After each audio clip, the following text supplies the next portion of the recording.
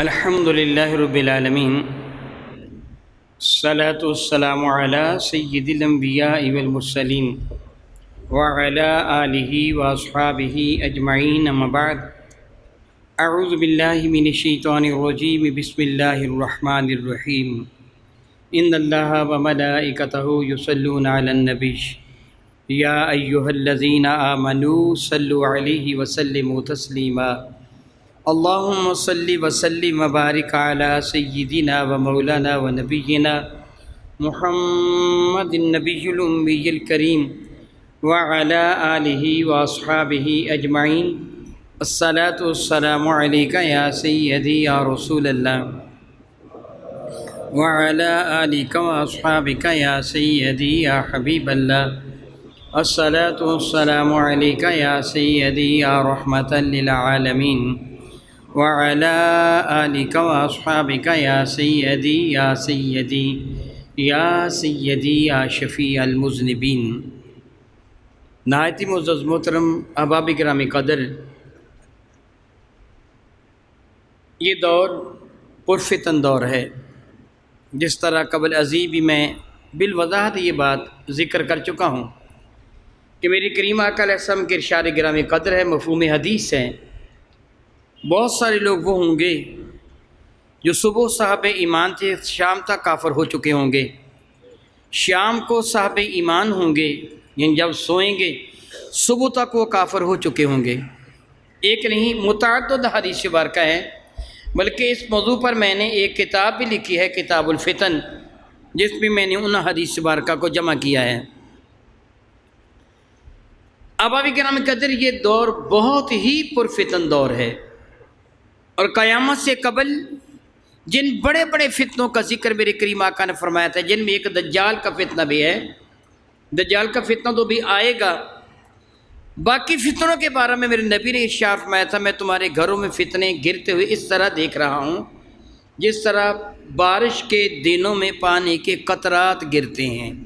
اس طرح فتنے تمہارے گھروں میں گر رہے ہیں، اور اس قدر یہ مربوط ایک دوسرے سے ملے ہوئے ہیں. میرے کریم آقا رسول اللہ نے ارشاد فرمایا تھا، جس طرح ایک بوریا بنانے والا، چٹائی بنانے والا چٹائی پر بوری پر دھاگے پیش کرتا چلا جاتا ہے، وہ بوریا بنتا چلا جاتا ہے، اس طرح یہ فتنے ایک دوسرے کے ساتھ ملے ہوئے ہیں، اور ان کا انجام دجال لعین پر ہوگا. پھر قیامت آ جائے گی. آپ جانتے ہیں کہ موجودہ حکومت کے دور میں چند بل بڑی تیزی کے ساتھ پاس کیے گئے، اور ایک بل کی آج کل لابنگ کی جا رہی ہے.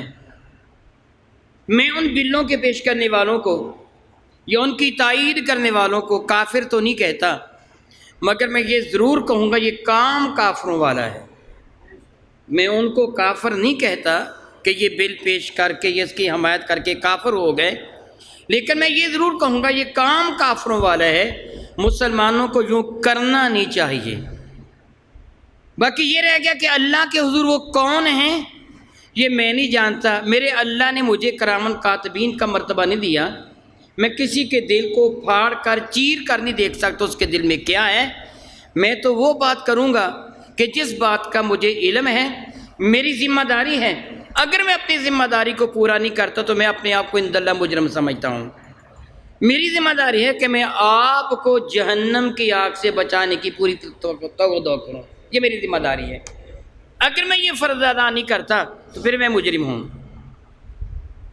میرے نبی علیہ السلام کے ارشاد گرامی قدر ہے، وَإِن يَرَوْا مِنكُم مُنكَرًا فَلْيُغَيِّرْهُ بِيَدِهِ. کوئی برائی ہوتے دیکھے تو اپنے ہاتھ سے اس کو روک دو. فَإِن لَّمْ يَسْتَطِعْ فَبِلِسَانِهِ. اگر ہاتھ سے روکنے کی تمہارے اندر طاقت نہیں، ارباب اختیار میں سے تم نہیں ہو، تو اپنی زبان سے اس برائی کے خلاف ضرور بے ضرور اعلان جہاد کرو. الحمدللہ تعالیٰ اللہ نے مجھے منصب عطا فرمایا محراب و منبر کا. مجھے اللہ تعالیٰ جل نے یہ توفیق عطا فرمائی ہے کہ زبان کی اللہ تعالیٰ نے نعمت مجھے عطا فرمائی. علم کی دولت گداگر بنا دیا، علم کا، نبی کے دین کا نوکر بنا دیا. الحمدللہ تعالیٰ میں اپنی نوکری دے رہا ہوں اور میں اپنی ذمہ داری پوری کر رہا ہوں. آپ جانتے ہیں کہ پہلے عورت کے نام پر ایک ایسا بل پاکستان کی اسمبلی میں پاس کیا گیا جو سراسر خلاف اسلام ہے. عیاشی اور فحاشی کا وہ بل ہے. جس کا اسلام کے ساتھ کوئی تعلق نہیں، اللہ کی بھی نافرمانی ہے اور اللہ کے نبی کی بھی نافرمانی۔ اس موضوع پہ میں قبل ازیں گفتگو کر چکا ہوں۔ اس کے بعد ایک اور بل پیش کیا گیا کہ جس پر صدر نے دستخط نہیں کیے، اس لیے وہ قانون نہیں بن سکا۔ وہ جو بل تھا عورت کے بعد یا عورت کی آزادی کے بل کے بعد، وہ گھریلو تشدد کے نام پر ایک بل پیش کیا گیا، جس میں معاذ اللہ تعالیٰ کھلی اجازت دی گئی، ایون کہ اگر بیٹی اپنے یار کو ساتھ لے کر اپنے ابا کے گھر آ جاتی ہے، ایک کمرے میں وہ چلی جاتی ہے، تو باپ کو اجازت نہیں کہ کمرے کا دروازہ کھول کر دیکھ سکے کہ میری بیٹی کی کرتوتیں کیا ہے۔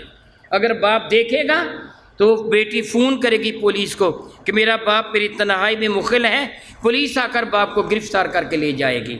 وہ بل میں نے تفصیل کے ساتھ اس پر بات کی تھی۔ اور آج کل ایک اور بل کی لابنگ ہو رہی ہے، وہ بل یہ ہے کہ 18 سال سے کم عمر کا بندہ پاکستان میں مسلمان نہیں ہو سکتا۔ غور کیجئے، 18 سال سے کم عمر کا بندہ مسلمان نہیں ہو سکتا۔ یاد رکھیے، دو چیزیں ہوتی ہیں، ایک اعمال ہوتی ہے، ایک عقائد ہوتے ہیں، دونوں میں زمین و آسمان کا فرق ہے۔ اعمال میں کمی بیشی کرنے والا گناہ گار ہے، عقائد میں کمی بیشی کرنے والا کافر ہے۔ میں اس کی مثال دے کے آپ کو سمجھاتا ہوں۔ میں کھلے دل سے کہتا ہوں کہ جو میں گفتگو کروں گا، میں بعد میں بیٹھتا ہوں، جمعہ پڑھانے کے بعد میں بیٹھوں گا، جو میں گفتگو کروں گا کسی کے ذہن میں کوئی سوال پیدا ہو، وہ مجھ پہ سوال کرے، میں سوال جواب دینے کا ذمہ دار ہوں۔ میں بعد میں بیٹھتا ہوں سوالوں کے جواب دینے کے لیے، میں جواب دوں گا، آپ کو سیٹسفائی کروں گا۔ میں نے کیا کہا؟ اعمال میں کمی بیشی کرنے والا گناہ گار ہے، لیکن عقائد میں کمی بیشی کرنے والا کافر ہے۔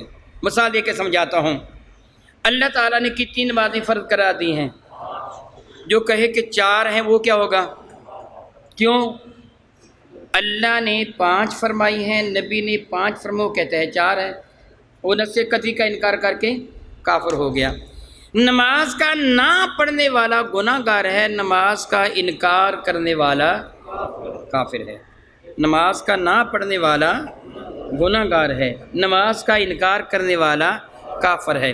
مزید سمجھیے، ایک آدمی کہتا ہے نمازیں 4 پڑھنی چاہیے، 5 نمازیں نہیں ہیں، میں نماز عشاء کا انکار کرتا ہوں، فجر بھی پڑھوں گا، ظہر بھی پڑھوں گا، مغرب بھی پڑھوں گا، عصر بھی پڑھوں گا، 4 نمازیں پڑھوں گا، عشاء کی نماز کوئی فرض نہیں ہے، یہ مولوی نے اپنی طرف سے بنائی ہے، وہ کیا ہو جائے گا؟ پابندی سے 4 پڑھتا ہے، کبھی بھی اس نے قضا نہیں کی۔ دوسرا بندہ ہے، وہ کہتا نمازیں تو 5 ہی فرض ہے، مگر وہ پڑھتا نہیں ہے، یہ کیا ہوگا؟ 5 نہ پڑھنے والا گناہ گار، 4 پڑھنے والا، وہ تو 4 پڑھتا ہے اور یہ 5 نہیں پڑھتا، وہ کافر کیوں ہے؟ وہ ایک کا انکار کرتا ہے۔ عقیدے کی کمی بیشی کی اجازت ہے نہیں ہے۔ انبیاء کی تعداد کتنی ہے؟ 1,24,000 یا قوم بے شکی کے علم اللہ اور اس کے رسول کو ہے۔ آپ کو سب کے نام آتے ہیں؟ 27 کے قریب انبیاء علیہ السلام ہیں کہ جن کے اسماء کرام قدر قرآن و حدیث پہ واضح ترین آتے ہیں، باقیوں کے ہم نام بھی نہیں جانتے۔ کسی بھی ایک نبی کی نبوت کا انکار کرنے والا، نام آپ جانتے نہیں ہیں، نبوت کا انکار کرنے والا کافر۔ بات کو سمجھیے، آپ ان کے نام بھی نہیں جانتے مگر ان کی نبوت کا انکار کرنے والا کافر۔ اس کا تعلق عقیدے کے ساتھ ہے۔ مگر کیا آپ حضرت ابراہیم کی شریعت پر عمل کرتے ہیں؟ حضرت عیسیٰ کی شریعت پہ عمل کرتے ہیں؟ حضرت موسیٰ کی شریعت پہ عمل کرتے ہیں؟ کس کی شریعت پہ عمل کرتے ہیں؟ اپنے کریم آقا رسول رحمت کی شریعت پر۔ وہ اعمال ہیں، یہ عقیدہ ہے کہ سارے انبیاء لا نفرق بین احد من رسلی، ہم کسی بھی نبی میں بحیثیت رسول یا نبی کے کوئی تفریق نہیں کرتے، سارے انبیاء اللہ کے بھیجے ہوئے ہیں۔ بھی میری بات سمجھ رہے ہیں نا؟ کتابیں اللہ نے کتنی نازل فرمائیں؟ کتنی نازل فرمائیں؟ جو ان میں سے ایک کا انکار کر دیں۔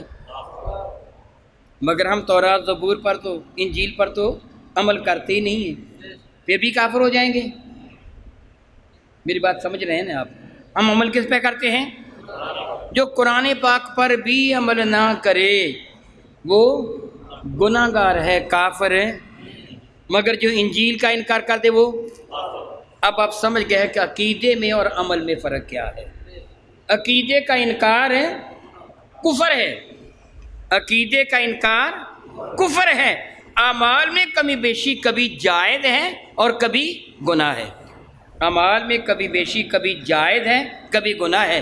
میں نے جو کہا کبھی جائز ہے کبھی گناہ، کوئی رفع دین کرے نماز میں، نہ کرے نماز، دونوں طرح سے ہو جائے گی، نہ کرنے والا گناہ گار نہ کرنے والا گناہ گار، کوئی بلند آواز سے آمین کہے نہ کہے، نہ کہنے والا گناہ گار نہ کہنے والا، دونوں طرح دلائل ہیں۔ ظہر کے بعد آپ کتنے نفل پڑھتے ہیں جی؟ 2 پڑھتے ہیں، ظہر کے بعد 2 نفل پڑھتے ہیں۔ یادداشت ماشاءاللہ آپ کی کافی تیز ہے، آپ فرما رہے تھے 4 نفل پڑھتے ہیں، چلو 2 پڑھتے ہیں، کوئی 2 نہ پڑھے تو گناہ گار ہے، کوئی 4 پڑھ لے تو ثواب زیادہ ہے۔ اعمال میں کمی بیشی کی کبھی اجازت ہے، لیکن عقیدے میں کمی بیشی کی اجازت ہے۔ اب کوئی 18 سال سے کم برس کا بندہ مسلمان نہ ہو تو جدا بات ہے، جو اس کو مسلمان تسلیم نہ کرے وہ کافر ہو جائے گا۔ میری بات کی سمجھ آپ کو آئی کہ نہیں آئی؟ حضرت سیدنا علی المرتضیٰ کرم اللہ تعالی وجہ الکریم، میرے کریم آقا کے اعلان نبوت فرمانے کے وقت تقریباً 8 سے 10 سال کے تھے۔ حضرت علی کا ایمان قابل قبول ہے کہ نہیں؟ وہ سارے بتا دو۔ حضرت علی کا اعلان ایمان، میں اعلان ایمان کہہ رہا ہوں، ایمان لانا نہیں کہہ رہا، بچپنے سے ہی آپ سیدھی راہ پر تھے۔ آپ کا اعلان ایمان قابل قبول ہے کہ نہیں؟ اور پاکستان میں کیا قانون بنایا جا رہا ہے؟ قابل قبول ہے۔ حضرت علی کو بھی مسلمان ماننے کے لیے تم تیار نہیں ہو، اپنے ایمان کی پھر خیر کرو گے۔ پھر دوسرے قانون کا حصہ کہ اگر کوئی 18 برس کے بعد والا مسلمان ہونے کا دعویٰ کرے یا کوئی بندہ اس کو مسلمان کروائے جس کے ہاتھ پر وہ اسلام قبول کریں، جس طرح الحمدللہ تعالی میں اپنے کریم پروردگار کا احسان و کرم مانتا ہوں، میرے ہاتھ پر اتنے لوگوں نے اسلام قبول کیا، مجھے ان کی تعداد بھی یاد نہیں ہے۔ میری کتاب سیرت امام الانبیاء جب میں نے لکھی، وہ بازار میں آئی، بکی، غیر ممالک میں گئی، بہت سارے پادری بھی میرے پاس آئے اور انہوں نے اسلام قبول کیا ہے میری وہ کتاب پڑھ کر۔ اب قانون کیا بنایا جا رہا ہے جس کی لابنگ کی جا رہی ہے، اور سندھ کی اسمبلی میں ایک نامراد نے یہ قانون پاس کروانے کی کوشش کی، اسمبلی نے پاس کر دیا لیکن گورنر نے دستخط نہیں کی، اس لیے وہ پاکستان کا قانون نہیں بن سکا، وگرنہ اسمبلی نے پاس کر لیا۔ انہوں نے کہا بالکل ٹھیک ہے کہ جو کسی غیر مسلم کو مسلمان کروائے گا جس کے ہاتھ پر اسلام قبول کیا، پھر اس غیر مسلم کو پکڑ لیا جائے گا، وہ درخواست دے گا پہلے جج کے سامنے، جناب میں مسلمان ہونا چاہتا ہوں، مجھے مسلمان ہونے کی اجازت ہے؟ جج اسے اجازت نہیں دے گا، جج اسے 90 دن کے لیے ایک کمرے میں رکھے گا اور کافروں کے بڑے بڑے سکالر، بڑے بڑے چکر باز قسم کے کافروں کو اس کے پیچھے لگائے گا، پوری کوشش کرو یہ اسلام کا انکار کر دیں، 90 دن اس پر محنت کریں گے کہ اسلام کا انکار کر دے، اسلام کا انکار کر دے، یہ دیکھ اسلام اتنا برا ہے، اتنا برا مذہب ہے، اتنا برا مذہب ہے۔ اگر 90 دن کے بعد وہ نہ مانا تو ٹھیک ہے، پھر جج لکھ دے گا ٹھیک ہے ہم کس کو مسلمان تسلیم کرتے ہیں، لیکن اگر وہ 90 دن میں مان گیا چلو ٹھیک ہے میں مسلمان نہیں بنتا، تو جس کے ہاتھ پر اس نے اسلام قبول کیا تھا اسے کئی لاکھ جرمانہ 5 سال سے لے کے 10 سال تک کے لیے جیل میں ڈال دیا جائے گا۔ تو انہیں مسلمان کیوں کیا؟ میں تم کو اللہ کی عزت کی قسم دے کے سوال کرتا ہوں، یہ مسلمانوں کا کام ہے یا کافروں کا کام ہے؟ اسلام سے لوگوں کو روکنا، میرے نبی تو اسلام پھیلانے کے لیے آئے،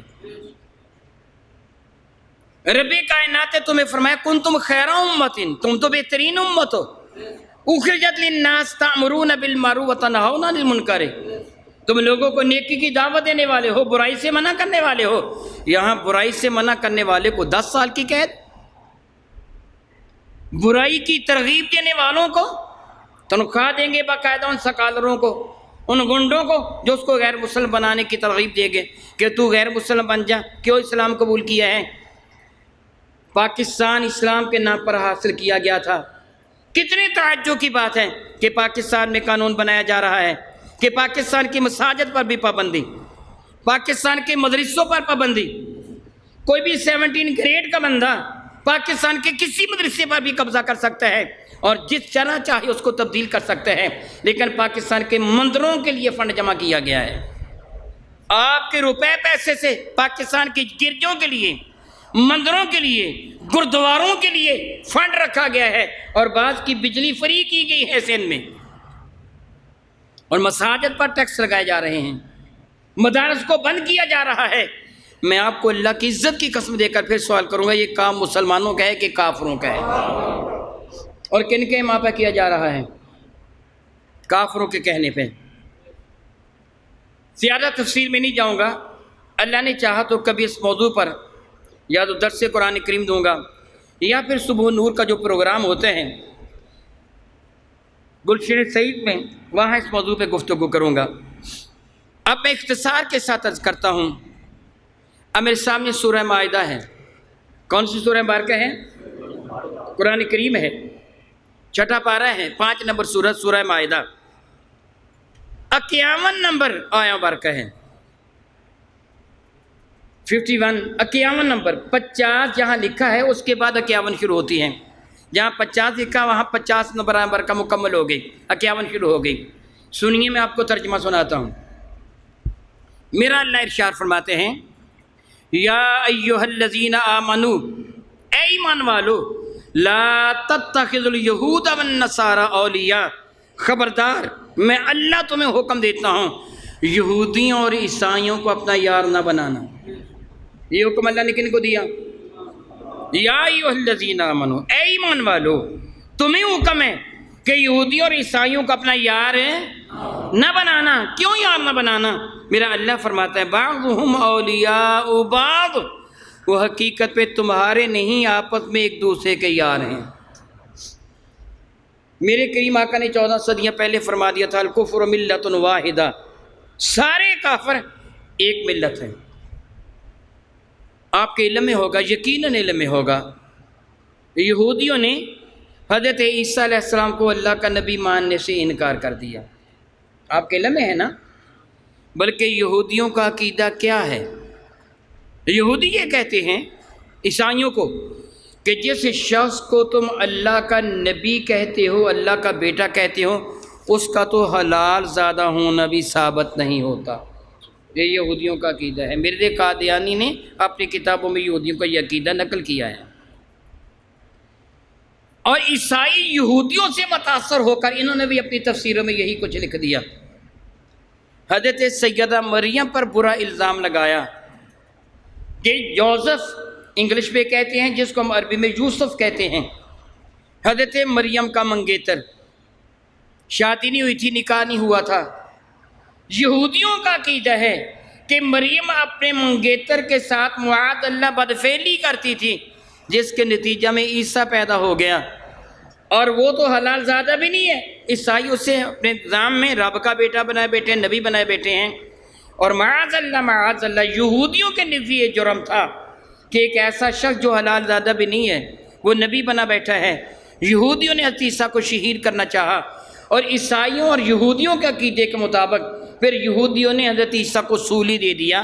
ہم ایمان والوں کا عقیدہ یہ بات جھوٹ ہے، اللہ نے عیسیٰ علیہ السلام کو آسمان کی جانب اٹھا لیا تھا، یہ ہم ایمان والے کہتے ہیں۔ لیکن عیسائی اور یہودی کیا کہتے ہیں کہ عیسیٰ کو بتا دیجئے نا، سولی دے دیا گیا، صلیب دے دیا گیا، اور ان کا جرم کیا تھا؟ جرم یہودیوں کے نزدیک یہ تھا کہ یہ بندہ حلال زادہ نہ ہونے کے باوجود کہتا میں نبی ہوں، یہ نبیوں کی توہین کرتا ہے، اس کو قتل کر دینا چاہیے۔ تو اب میں آپ کو اللہ کی عزت کی قسم دے کے کہتا ہوں، یہودی جو عیسیٰ علیہ السلام کے اتنے مخالف ہیں، ان کے اتنے منکر ہیں، جو میں بات پہلے کہہ چکا ہوں، اسرائیل کی مدد کون کرتا ہے؟ عیسائی کرتے ہیں۔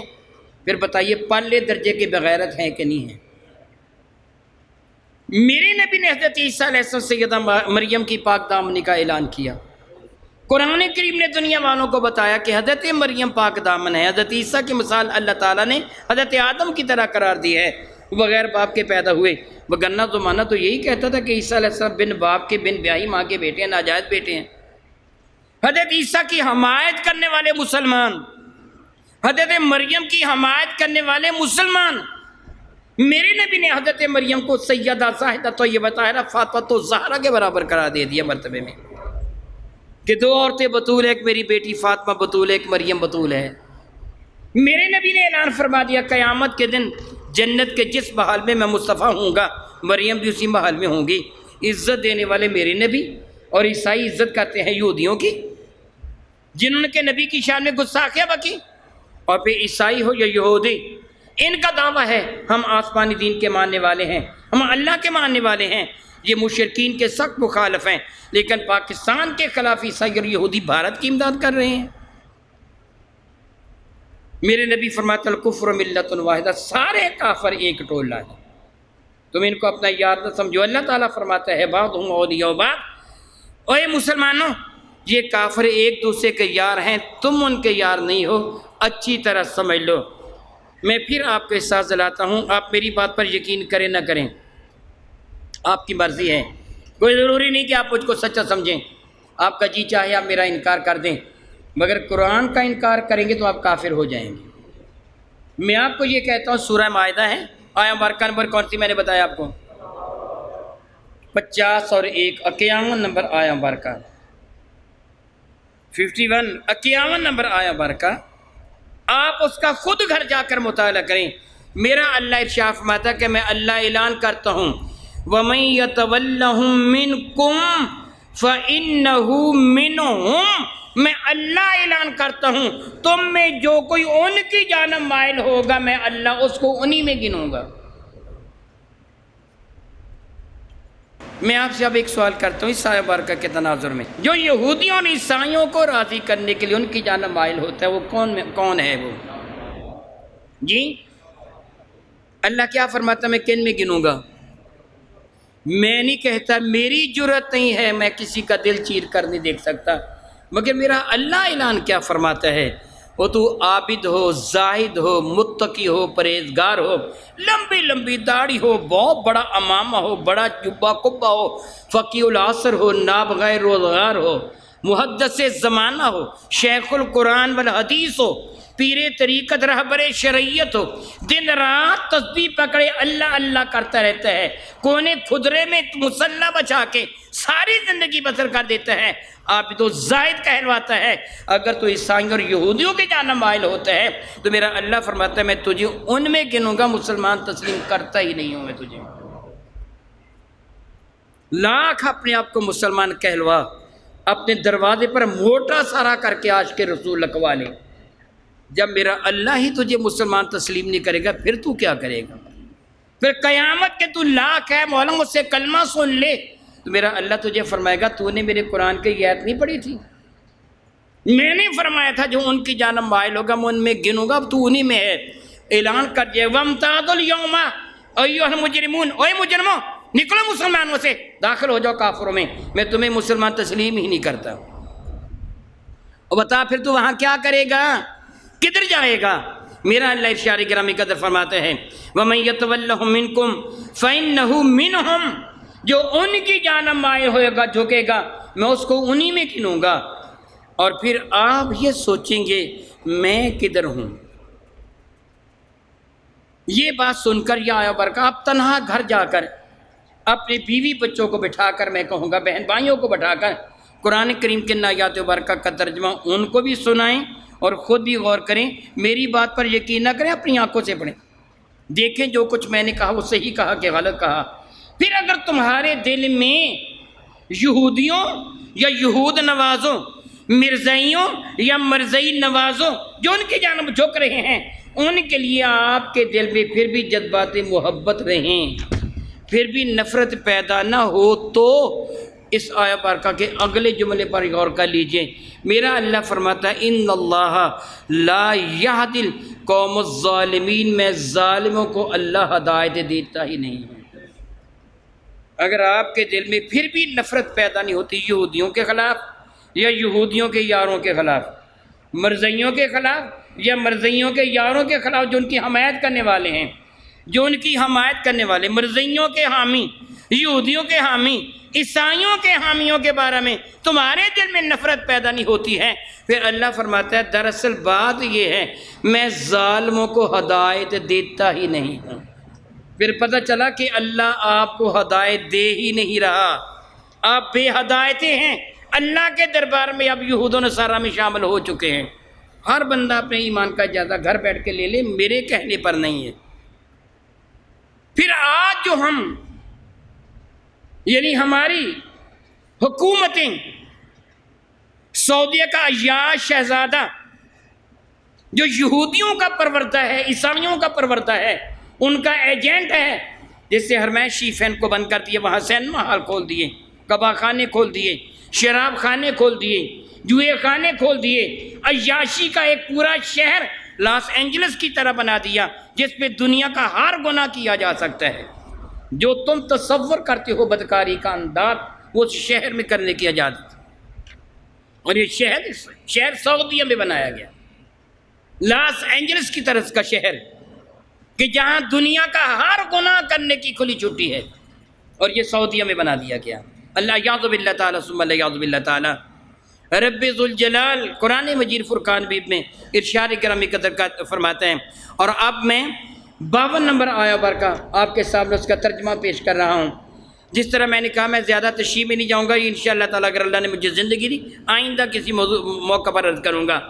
رب کریم فرماتا ہے فَتَرَى الَّذِينَ فِي قُلُوبِهِم مَرَضٌ، اے محبوب مکرم علیہ السلام تم دیکھو گے کہ جن کے دلوں میں بیماری ہے منافقت کی، فی قلوبہم مرض فزادہم اللہ مرضا، پہلے پارے کے دوسرے رکوع میں ہے منافقوں کی بیماری کو اللہ بڑھاتا ہے، دل کی بیماری سے مراد منافقت ہے۔ اللہ فرماتا ہے جن کے دلوں میں نفاق کی بیماری ہے، محبوب تم دیکھو گے کیا یسارعون فیہم، وہ کافروں کی جانب جھک رہے ہیں۔ جن کے دلوں میں بیماری ہے نا وہ کافروں کی جانب کیا ہے، سرعت کا معنی تیزی کے ساتھ جانا، ان کی جانب جا رہے ہیں۔ یقولون، وہ کہتے کیا ہے، یہ بات قابل غور ہے، وہ آج رہا ہے یہ عمل میرے اللہ نے 1400 سال پہلے قرآن پاک میں فرما دیا، میرے نبی نے 14 صدیاں پہلے خبر دے دی۔ وہ خبر کیا ہے، یقولون، وہ کہتے ہیں نخشا ان تصیبنا دائرہ، دراصل ہم یہودیوں سے اس لیے تجارت کر رہے ہیں، ان کی باتیں عیسائیوں کے اس لیے مان رہے ہیں، یورپ کا حکم اس لیے مان رہے ہیں۔ یقولون، کہتے ہیں یقولون نخشا ان تصیبنا دائرہ، ہم ڈرتے ہیں کہیں ہم مصیبت میں نہ پڑ جائیں، اقتصادی پابندیاں لگ جائیں گی، معاشی پابندیاں لگ جائیں گی، تجارت ختم ہو جائے گی، IMF ہمیں قرضے نہیں دے گا، ورلڈ بینک ہمیں قرضے نہیں دے گا، ہم پر دنیا تنگ کر دی جائے گی۔ مولویوں کو کیا پتہ، ہم اس لیے ان کی جانب رجوع کر رہے ہیں۔ میرا اللہ فرماتا ہے وہ یہ کہیں گے جو یہ آج کہہ رہے ہیں 14 صدیاں پہلے اللہ نے بتا دیا تھا، اور اللہ نے تشخیص کیا فرمائی وہ حقیقت میں کیا ہیں، نہیں سمجھے آپ، نہیں یاد رہا آپ کو میں نے کیا کہا، میں دوبارہ سنا دیتا ہوں۔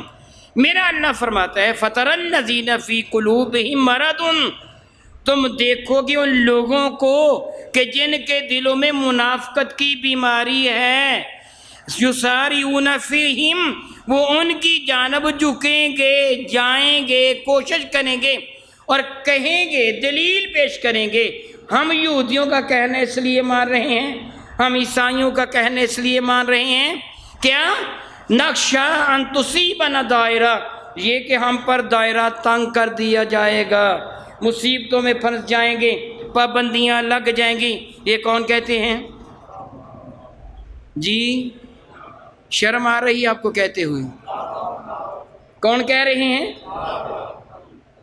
تم پر کیا لگ جائے گا، جتنی بجلی مہنگی ہوئی، جتنا پیٹرول مہنگا ہوا، جتنی اقتصادیات کو تباہ و برباد کر کے دیا گیا، تمہارا روپے پیسہ ٹکوں میں نہیں، بہت گر گیا، بہت گر گیا۔ سوچی ذرا جب میں اس گاؤں میں آیا تو مجھے یاد ہے یہ ریگولر بوتل جو ہے وہ 8 آنے کی تھی، 7 سے 8 آنے کی، اور آج کتنے کی ہے؟ ہاں جی 30 روپے کی۔ اس زمانہ میں 30 روپے کی کتنی بوتلیں آتی تھیں؟ 60۔ کتنی آتی تھی؟ 60۔ اور آج ایک آتی ہے۔ اس زمانہ میں اگر 1 روپے کی ایک آتی ہوتی، 1 روپے کی، گویا 60 گنا آپ کا روپیہ گر گیا ہے۔ آج کسی کے پاس 60 روپے ہو تو اس زمانے کے 1 روپے کے برابر، 60,000 1,000 کے برابر۔ یہی ہے تمہیں اقتصادی پابندیاں، یہ جو کچھ ہوا کافروں کے کہنے سے ہوا۔ اور آج مدرسوں پر جو پابندیاں لگ رہی ہیں، علماء پر پابندیاں جو لگ رہی ہیں، آج جو مساجد پر پابندیاں لگ رہی ہیں، آج عیسائیوں کو، یہودیوں کو، سکھوں کو، ہندوؤں کو جو کھلی چھٹی دی جا رہی ہے، ان کی عبادتگاہوں کے لیے پاکستان کے خزانے جو آپ کے خون پسینے کی کمائی ہے اس سے فنڈز رکھے جا رہے ہیں، اور مسلمانوں کے مدار پر پابندیاں لگائی جا رہی ہیں۔ یہ کن کے کہنے سے لگائی جا رہی ہیں؟ اللہ کیا فرماتا ہے؟ یہ کون مانیں گے؟ منافق مانیں گے؟ یہ ہوگا؟ اس کا شان نزول آپ کا جی چاہے تو آپ کے پاس اگر قرآن پاک کا حاشیے والا ہے، قرآن پاک حاشیے والا، تفسیر والا، آپ دیکھیں گے عبداللہ بن سامت رضی اللہ تعالیٰ عنہ میرے نبی کے جیجا صحابی ہیں، انصار صحابی ہیں۔ عبداللہ بن ابی منافقوں کا سرگنا ہے۔ میرے کریم آقا کے مدینہ طیبہ میں تشریف فرما ہونے سے قبل مدینہ طیبہ کے یہودی یہ مدینہ طیبہ کی معیشت پر بہت حد تک چھائے ہوئے تھے۔ بازار بنو کے قا یہ صرافوں کا بازار تھا، اور عمومی طور پر سارا یہودیوں کا بازار تھا۔ بنو نذیر، بنو قریظہ یہودیوں کے بڑے بڑے قبیلے تھے۔ یہ مدینہ طیبہ کے نواحی علاقوں میں رہتے تھے، جس طرح یہ قبا شریف کی طرف کا علاقہ وغیرہ وغیرہ۔ آج بھی وہاں یہودیوں کے مکانات کے کھنڈرات دیکھے جا سکتے ہیں۔ انصار مدینہ اوس اور خزرج کے ان کے ساتھ بڑے گہرے تعلقات ہیں، لین دین تھا، تجارت کرتے تھے۔ جب میرے کریم آقا نے مدینہ طیبہ کو اپنے مبارک قدموں کی برکت سے پر رونق فرمایا تو حضرت عبداللہ بن سامت میرے نبی کے صحابی، ان کا بڑا کاروبار تھا یہودیوں کے ساتھ۔ انہوں نے اعلان کر دیا میرا یہودیوں سے کوئی تعلق نہیں کہ میں غلام مصطفیٰ ہوں، میرا یہودیوں کے ساتھ کوئی بھی تعلق نہیں ہے۔ عبداللہ بن ابی کہنے لگا مگر میں تو ان کو نہیں چھوڑ سکتا، میرا تو ان کے ساتھ بڑا کاروبار ہے۔ تو رب کائنات نے یہ آیا بارکہ نازل فرمائی، ایمان والا ان سے کاروبار ترک کر دے گا، منافق ان کی طرف جھکے گا۔ میرے نبی نے فرمایا عبداللہ کے دل میں ایمان ہے۔ ایک سے زیادہ مرتبہ ایک بات میں کہہ چکا ہوں، قرآن مجید فرقان میری عزت والی کتاب ہے کہ نہیں ہے نا؟ آپ نے جس الماری میں یا جس ڈبے میں قرآن پاک رکھا ہو، بطور مثال سادگی کے ساتھ میں آپ کو مثال، آپ اپنی بیٹی کو قرآن مجید فرقان میں دیتے ہیں کہ بیٹی تو قرآن پاک پڑھے گی، جب اس کی شادی ہو جاتی ہے وہ قرآن پاک لے کے اپنے گھر جائے، جس رحل میں ڈبے میں قرآن پاک رکھا تھا اور ڈبے اس رحل میں یا جس الماری کے خانے میں قرآن کریم رکھا، اس کے گھر کا دوسر، اس کی ساس، اس کی نند وغیرہ وہاں بچے کا گندا پیمپر رکھ دے تو وہ بیٹی برداشت کرے گی؟ جی اگر وہ باز نہ آئے، اس کی نند یا ساس وہاں رکھے بار بار، وہ بیٹی کیا کرے گی؟ قرآن پاک کو وہاں سے، بھئی ایسے ہوگا نا، ایسے ہوگا نا۔ یہ دونوں چیزیں وہاں کیوں نہیں اکٹھی ہو سکتی؟ قرآن پاک پاک اور عزت والی کتاب ہے، وہ پیمپر گندا اور غلیظ کپڑا ہے، یہ ہے نا۔ یہ دونوں چیزیں ایک بکس میں، اللہ اور اس کے رسول کی محبت پاکیزہ ہے، کافر کی محبت گندی ہے، دونوں ایک دل میں نہیں ہو سکتی۔ سیدھی سی بات، دونوں ایک دل میں نہیں ہو سکتی، یا وہ ہوگی یا وہ ہوگی۔ ایک آدمی یہ کہے کہ میرے دل میں ابو جہل کی بھی محبت ہے اور نبی کی بھی محبت ہے، آپ اس کو ایمان والا مان لیں گے؟ صبح سے لے کے شام تک وہ درود پاک کی تسبیح کرتا رہے مگر کہ جی میں ابو جہل کو برا نہیں کہتا، میں ابو جہل کو برا نہیں کہتا، میرے دل میں ابو جہل کی بھی محبت ہے اور میرے دل میں نبی کی بھی محبت ہے۔ آپ اس کو صاحب ایمان نہیں مانو گے، کہو گے ایک دل میں دو محبتیں جمع نہیں ہو سکتی۔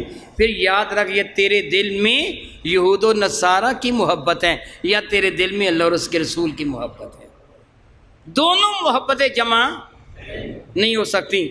وقت کی قلت ہے، میں آگے کچھ سنانا چاہتا تھا مگر میں نے بند کر دیا۔ قرآن کریم ایک احساس دلانا چاہتا ہوں، دلوں کو ٹٹولیے گا آپ۔ میں آپ کو دعوت فکر دیتا ہوں، آپ کو آئینہ دکھانا چاہتا ہوں، وہ آئینہ نہیں جو آپ کے ڈریسنگ ٹیبل پہ لگا ہوا ہے، جس کے سامنے کھڑے ہو کر آپ کپڑے پہنتے ہیں، وہ آئینہ نہیں جو آپ کے شوکیس پہ رکھا ہوا ہے، جس کو دیکھ کر آپ اپنا چہرہ دیکھتے ہیں۔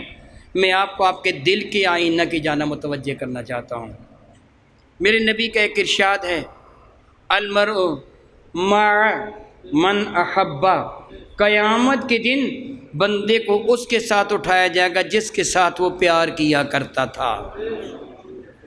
مجھے پتہ ہے میں کس سے پیار کرتا ہوں۔